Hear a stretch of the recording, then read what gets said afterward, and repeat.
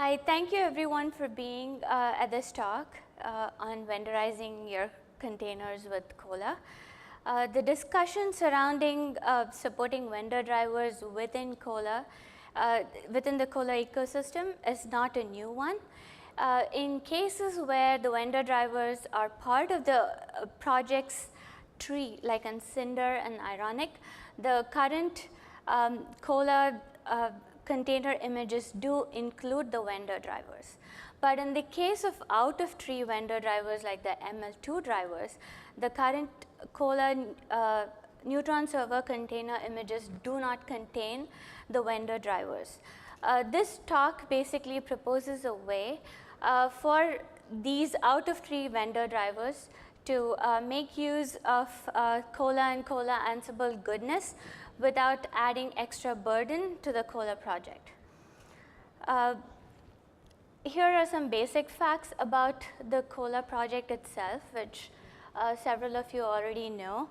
I basically wanted to point out that if Kolla were to build Neutron server images that contained all the Neutron drivers within it, then the Neutron server driver could potentially be really, really huge. But if Kolla went the other way and created a Neutron server container image for every single ML2 driver individually, then you could Kolla could end up with a large number of Neutron server images, which is again a huge burden on the project. But then we also have a situation where a Kolla deployment would want to have more than one vendor drivers in a Neutron server container and not just one or all. So Kolla basically builds its containers by sourcing its base images from tarballs.openstack.org. This may not be new information to most, that the out-of-tree vendor drivers are not part of this image that's in tarballs.openstack.org. So any solution that we come up with has to pull the container, the vendor driver code from its own repository and then add it to the Neutron server container. So there are a couple of ways to solve this problem where we could include vendor drivers dynamically into the Neutron server container. One of the approaches is to use the template override, but some information about this is already present in the upstream Kolla documentation. But I wanted to point out that what we are proposing here is to put the template override files in the Kolla contrib directory. So Kolla does not automatically build images with this vendor drivers in it. But if a vendor wants to build a Kolla image, a Neutron server image, or any other container image with the vendor driver, then they can refer to the contrib directory, pull the template override file from there, and build their own container image. They have to keep in mind that this container image cannot be uploaded to the Kolla registry in Docker Hub. They could create their own registry and upload it there, or have a local registry where they can store their custom containers. Another thing to keep in mind is several of these third-party vendor drivers have dependencies on other Python packages. So any solution that we come up with needs to take care of installing these dependencies on top of pulling the vendor code from their own repository. So this is an example of how a template override file would look like if someone were to pull networking Cisco code and install it into a Kolla Neutron server container that is built on top of the existing Neutron server code. And then once this image is built, that's how the name of the image looks like. The reason I'm pointing it out is it looks exactly like a Neutron server container image name that would have been built without the template override file on it. And then looking into the container, we find that the networking Cisco package and its dependencies like the UCSM SDK were installed correctly in the Python directory. And then, yeah, so this is all I had to say about that approach. The second approach is referred to by the Kolla community as the plugin archive method. This is another solution for bringing out-of-tree vendor drivers into the Kolla build process. So the Kolla build would clone the driver code into the plugin archives directory.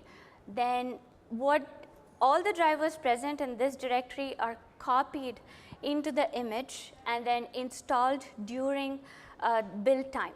So again, this approach can be used to add multiple drivers to an existing Docker file for Kolla images, Docker images. And then the changes to incorporate this solution would exist in kollabuild.conf.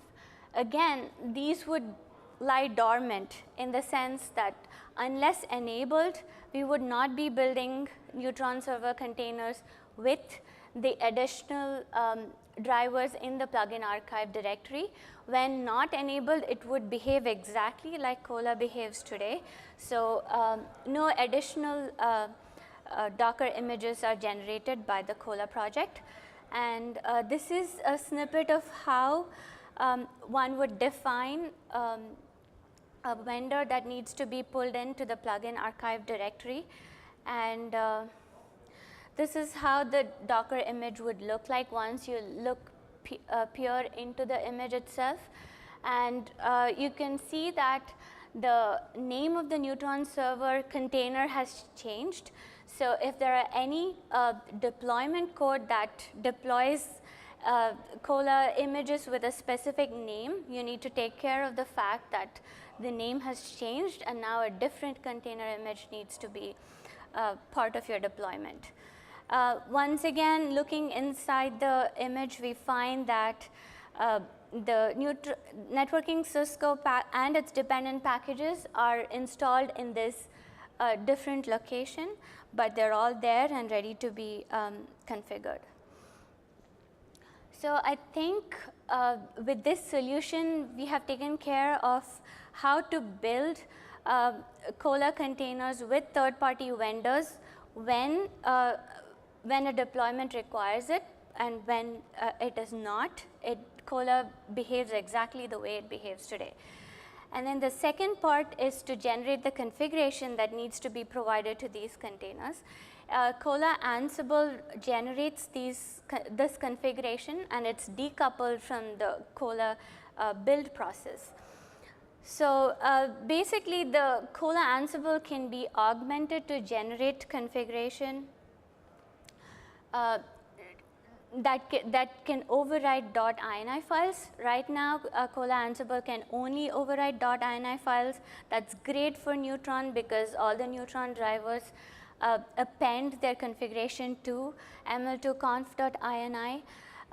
Again, the solution that we are proposing here is for the code to generate the config to stay within tree in Kolla Ansible. This follows the same model like the OOO project, where the heat templates for third-party vendor drivers are in tree when the vendor drivers themselves are out of tree. So the code, so by default, the code to generate the configuration for these vendor drivers are turned off. And in your deployment, if you want to generate configuration for these vendor drivers and append it to ml2conf.ini, then you enable this. So again, we are not stepping on the existing Kolla Ansible functionality. You turn it on only when required. This slide just lists the amount of changes I had to make to Kolla Ansible to be able to generate configuration for the Cisco UCSM driver within the networking Cisco repository. Just goes to show that it wasn't a lot, and ended up with a usable ml2conf.ini. This is the spec, a Kolla spec that details the entire the thought process behind what is going to be in tree and what is going to be out of tree. And if you have any comments or suggestions, please participate in the review against the spec. And the code changes for Kolla and Kolla Ansible are linked to the spec, so you can take a look at them individually. That's it. Thank you.